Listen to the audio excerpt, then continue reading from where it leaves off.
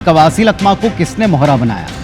किसी ने भुला दिया मोहरा बनाकर, या फिर अब उन्हें जेल में डालकर, चूंकि वो तेज तर्रार नेता हैं इसीलिए उनको जेल में डालकर प्रताड़ित किया जा रहा है। पुनीत जी, देखिए, पिछले अगर आप देखेंगे 2014 से इस देश में उत्पीड़न और प्रतिशोध की राजनीति की जा रही है और कैसे सत्ता दल में बैठे हुए लोग कैसे विपक्षियों पर दबाव बना सके और कैसे उनको प्रताड़ित कर सके, उसका लगातार उदाहरण देखने को मिल रहा है। और लगातार अगर आप देखेंगे तो इस देश में जब से मैंने कहा ना कि 14 के बाद से अगर आप देखेंगे 5155 जगह कार्रवाई की गई है और उसमें 95 जगह जो है विपक्षियों पे कार्रवाई की गई है। मतलब इस देश में कहीं ना कहीं जो ईडी का मतलब है वो चेंज हो चुका है। एक्सक्यूमिनेटेड डेमोक्रेसी कहते हैं ना, डेमोक्रेसी उसको नाम हो गया है और पॉलिटिक्स ऑफ हरेसमेंट इस देश में चल रहा है। और लगातार कैसे विपक्षियों को परेशान करना, प्रताड़ित करना, ये सरकार का आजकल धर्म सरकार मान के चल रही है और थ्रेड ऑफ डेमोक्रेसी का हम विरोध करते हैं। और लगातार मैं कहना चाहता हूं कि किसी ने अगर गलत किया है तो कांग्रेस पार्टी की डिमांड है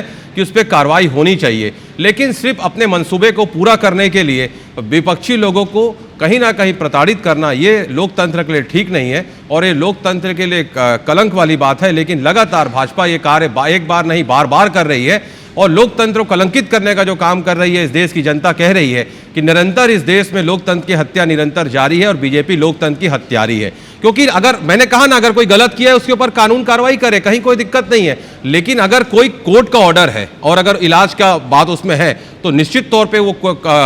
उस पर संज्ञान लेना चाहिए सरकार को और जो जो कोर्ट ने कहा है और निर्देशित किया वो करना चाहिए। दूसरा आपका प्रश्न था कि क्या दूसरे से मिलने गए थे, तो क्या विपक्षी डिसाइड करेंगे कि हमको किससे मिलना है, नहीं देना है, या विपक्ष धर्म छोड़ के वो आजकल ज्योतिष का काम करने लग गए हैं कि बताने लग गए हैं कि कांग्रेसियों को क्या करना चाहिए और क्या नहीं करना चाहिए।